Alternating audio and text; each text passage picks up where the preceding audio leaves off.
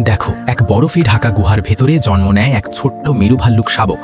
গভীর ঘুমের মধ্যেই তার মা তাকে জন্ম দেয়। শাবকটি এতটাই ছোট ছিল যে তখনও তার চোখ খোলেনি। তবুও সন্তানের ক্ষীণ শব্দেই মায়ের শরীরে দুধ তৈরি হতে শুরু করে। সেই দুধ এত ঘন ও পুষ্টিকর যে কয়েক সপ্তাহের মধ্যেই শাবকের ওজন দ্বিগুণ হয়ে যায়। প্রায় 3 মাস ধরে মা নিজে কিছু না খেয়েই শাবকদের দুধ পান করায়। প্রতিদিন তার শরীর দুর্বল হতে থাকে, ওজন কমে যায়। সে তখন প্রচন্ড ক্ষুধার্ত, কিন্তু খাবার পেতে হলে যেতে হবে সমুদ্র তটের দিকে, যেটা প্রায় 100 কিলোমিটার দূরে। শাবকরা তখনও খুব ছোট, কিন্তু এখনই যাত্রা শুরু না করলে সবাই অনাহারে মারা যেতে পারে। সূর্য ওঠার সঙ্গে সঙ্গেই মা তার 2 শাবককে নিয়ে বিপজ্জনক পথ চলা শুরু করে।